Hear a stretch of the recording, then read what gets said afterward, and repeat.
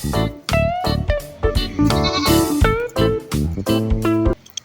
everyone, this is Mons Ira once again, and welcome back to my channel.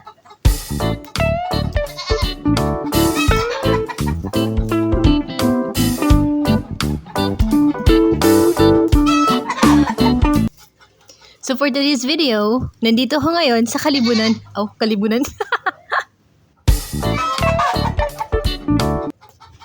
I know, nandito lang pala ako sa likod ng bahay nangunguha ng sili kasi magluluto tayo ng sisig. But before tayo magsimula magluto, hugasan muna natin yung sili. Walang hinog na sili kaya birdie na lang yung kinuha ko, or birdie yung hilaw or green pa siya. No choice eh. And of course, kuha na rin tayo ng mga sangkap like garlic and bulb onions. And by the way, ang lulutuin natin ngayon is spam sisig. O diba? Medyo expensive tayo ngayon. So for today's video is medyo expensive. Alright, so before anything else, let's all prepare our ingredients. Like the peeling, chopping, cooking, slicing, and etc. etc. Alright, see you then.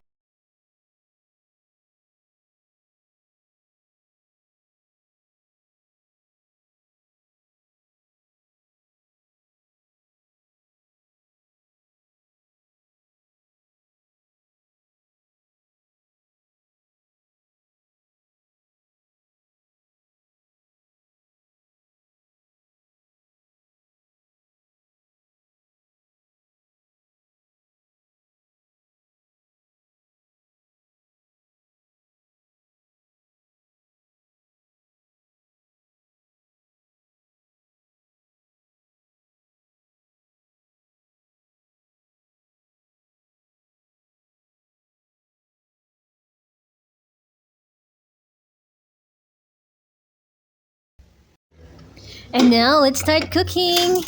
Okay, sa malinis na kawali or pan, initin natin siya.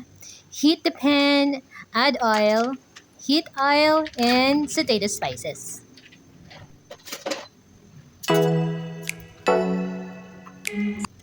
So first, niluto ko muna yung onion rings. Just a simple ring style na slices. And gagamitin ko ito mamaya for garnishings. O diba, Laisha, may for garnishings na tayo ngayon. And of course, don't overcook it. Yung medyo half cook lang is enough.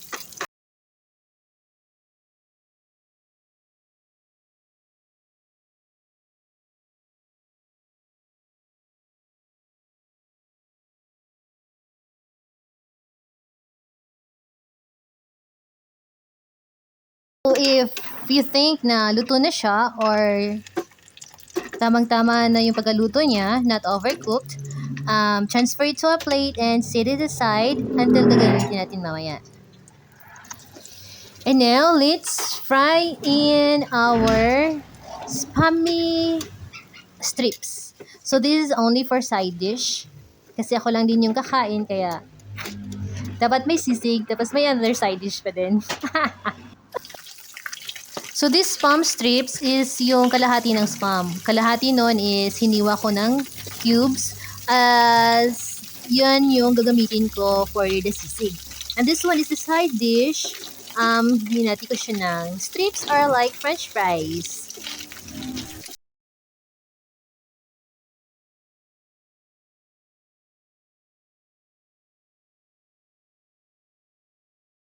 Spam strips is only optional, meaning pwede niyong gawin, pwede rin hindi. It's up to you then.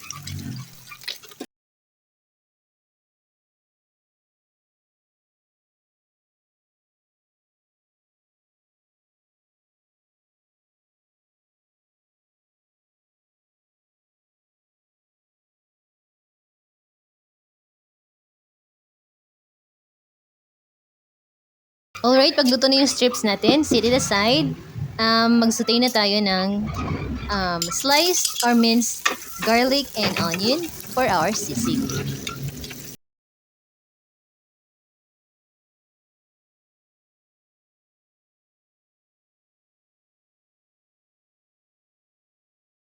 Okay, mix. Sutay lang natin until maluto or slightly brown yung kulay ng mga spices natin. And then, let's add in the cube spam. And lutuin lang natin until maluto siya and its color will turn into light brown.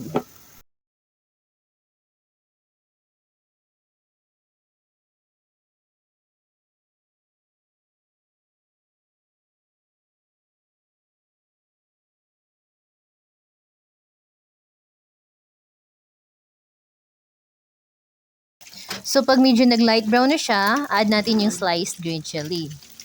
And followed by the oyster sauce.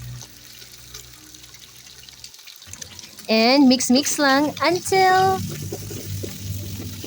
well incorporated and the oyster sauce will evenly distribute it to the spam.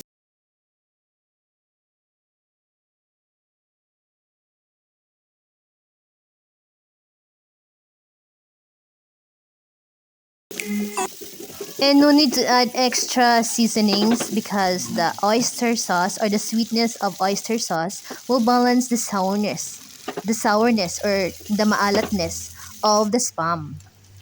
Alright, once done, taste it, turn off the stove, transfer to a plate, and set it aside.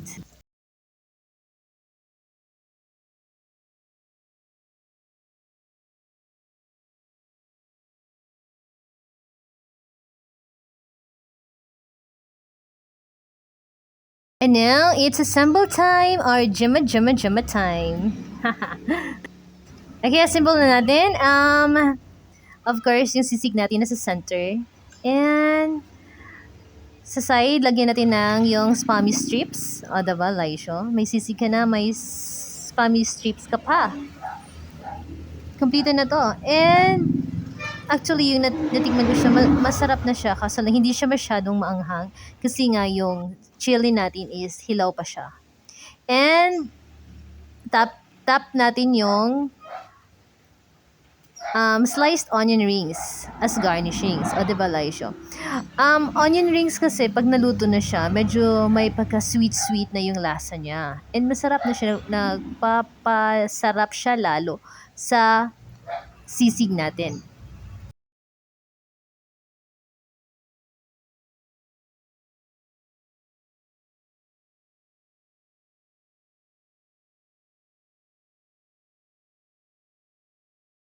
Of course, yung sisig is hindi kompleto pag walang sunny side up or itlog.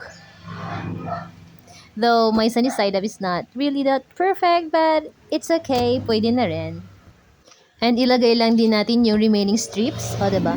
So, sa isang plato, isang whole spam na to. And of course, yung cheesy dip natin, yung mga ka-arty-arty nito, this is optional, pwede na rin wala. Mga kaartihan lang ito sa life. For the video lang ito. Okay, garnish na natin ng cheesy dip or I'm using cheese whiz. Regular cheese whiz na palaman ng tinapay. And lastly, garnish natin yung yung chili leaves. Oh, diba? Pampaganda. So pretty. Ang ganda niyang tignan. I love it.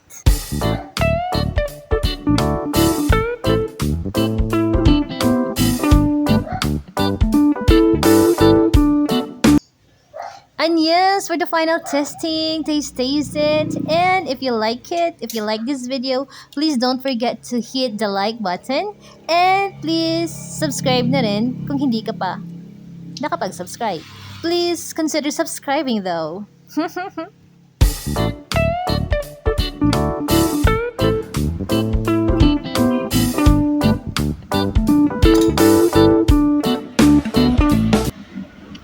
And of course, our sisig will not be complete without rice. And of course, hot coffee.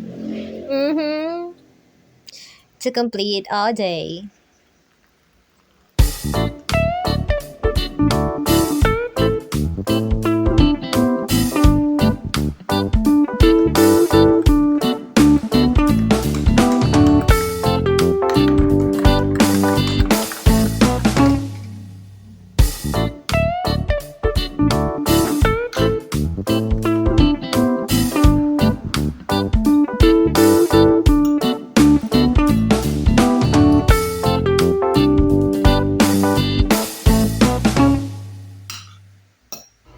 hope you have enjoyed watching this video, guys. And thank you for watching, everyone. This is Mods Iron once again. And see you on my next video. Bye!